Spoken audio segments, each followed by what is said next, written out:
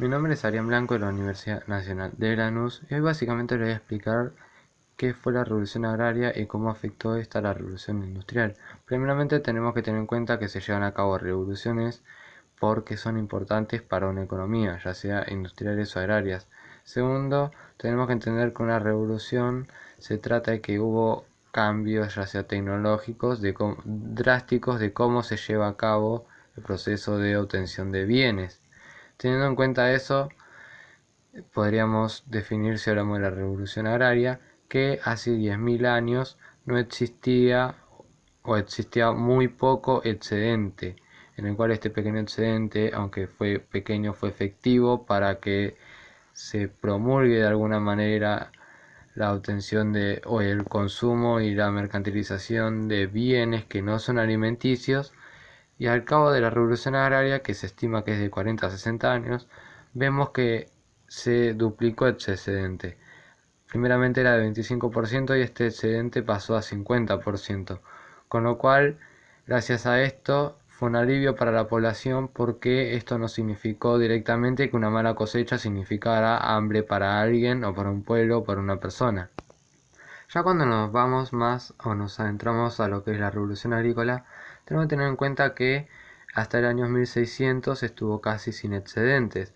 Luego, a partir de 1800, estos excedentes empezaron a crecer exponencialmente, que se estima que creció un 1% anual, en el cual ningún país crecía en términos de agropecuarios menos del 0,5, pero tampoco los países desarrollados llegaban a pasar los 2% o 2 puntos. Pero ya cuando empezamos a hablar de productividad agrícola, tenemos que aclarar que a partir de mediados del siglo XX, esta crece exponencialmente, sobre todo en los países desarrollados, en los cuales algunos llegó a superar el 5%. Esto se debe a que gracias a las investigaciones que se llevan a cabo en este sector, se puede dar una cronología más temprana a las revoluciones agrícolas o a los cambios tecnológicos dentro de este rubro. Así, el incremento constante de la productividad agrícola lleva rápidamente a una disponibilidad adicional de recursos, como por ejemplo en Europa, ya que las condiciones climáticas hacen de los textiles un renglón importante, ya que estos recursos se gastarían en ropas. Y acá estaría bueno hacer un paréntesis, ya que durante los primeros 50 años de la Revolución Agrícola, las importaciones inglesas de algodón aumentaron más del doble a lo que es Europa, lo que significaría que ya durante los primeros 50 años de la revolución agrícola ya se estaba dando un intento de industrialización, si se quiere, de alguna manera.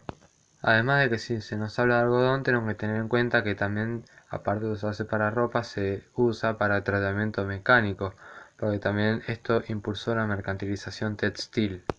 Y esto lo que hizo fue marcar y condicionar el principio de la revolución industrial.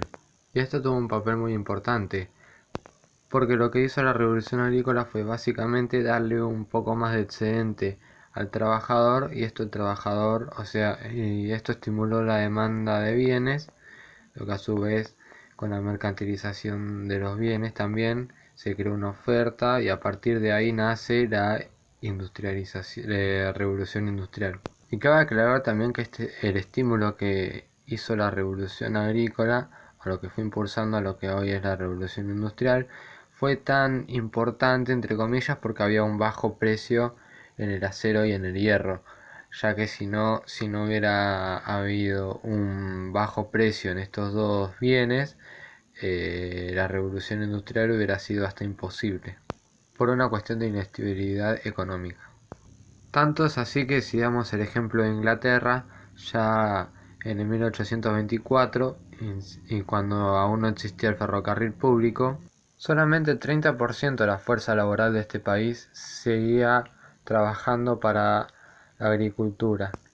De hecho, si hablamos de este mismo país, entre 1720 y 1760, vemos que la cantidad de hierro pasó de 41.000 a 63.000 toneladas, es decir, se duplicó básicamente en 40 años, donde solamente la población creció un 10%.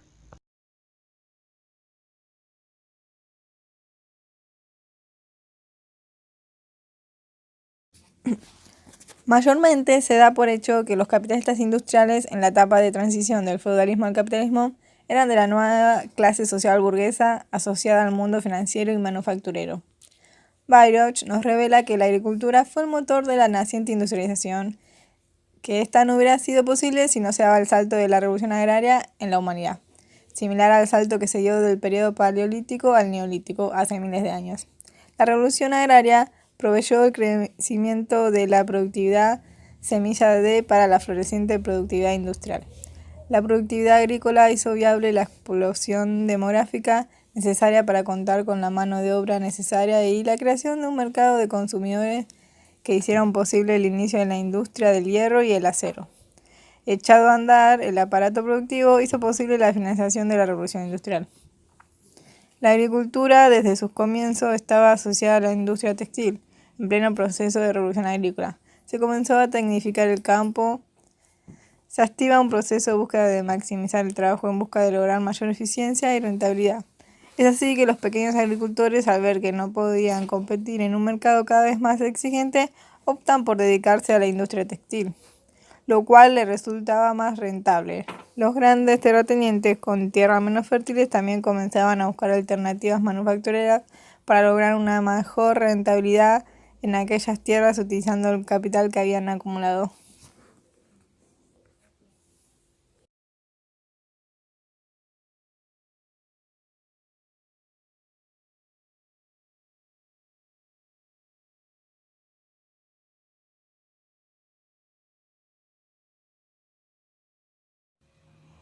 Bueno, en esta última parte del video me toca analizar a Adam Smith. Este pensador se encontraba a finales del siglo XVIII e inicio de la Revolución Industrial. Y de alguna manera, él estaba siendo testigo de la etapa manufacturera caracterizada por las nuevas modalidades de producción relacionadas a la organización del proceso de trabajo. Bueno, mencionando a Babbage, como ya lo hizo mi compañero, en esta etapa manufacturera nueva surgieron los capitalistas industriales que provenían del sector agrícola. Mayormente eran los terratenientes y los campesinos. Y ellos lo que hicieron fue agrupar a los trabajadores que no estaban cultivando en galpones donde de alguna manera cooperaban con la producción manufacturera y a la vez se capacitaban en esta. Es decir, que la revolución de las maquinarias recién se estaba gestando.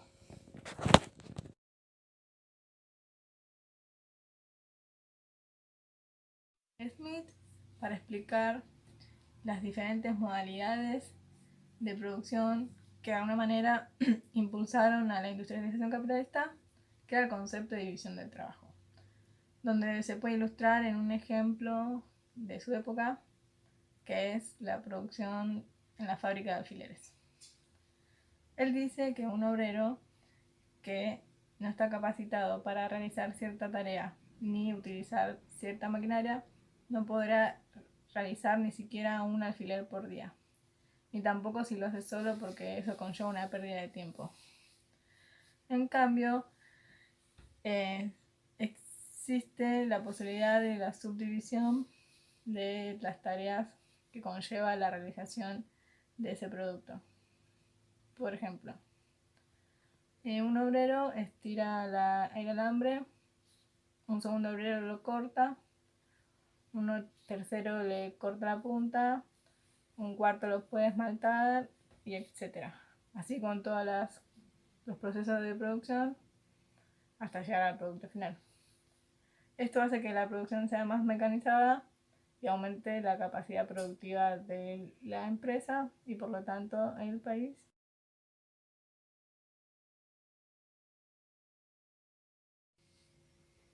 Bueno, esta división del trabajo hace que la producción sea más mecanizada y que aumente la capacidad productiva es por tres motivos centrales. Primero que nada, un trabajador que está sucesivamente realizando la misma tarea por un largo periodo hace que aumente su capacidad productiva, ya que aumenta su destreza individual.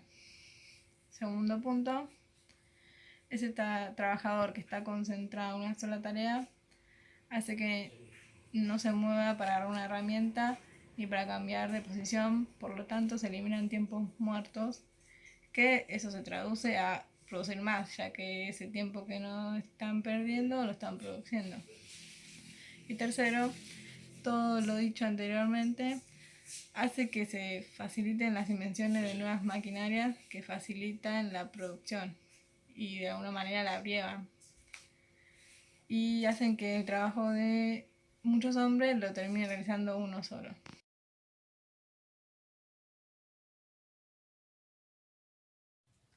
Nuestra conclusión final es que ambos autores se relacionan porque quieren explicar y desarrollar la primera etapa de la industrialización capitalista, desde sus distintas perspectivas. Por un lado, Babbage habla de la importancia del financiamiento de la industrialización y el papel central que tuvo el sector agropecuario, o sea, la agricultura, en suministrador de capital y empresarios. Y por otro lado, Smith menciona la división del trabajo, factor importante para el aumento de la productividad, que es la característica fundamental de la industrialización. Bye.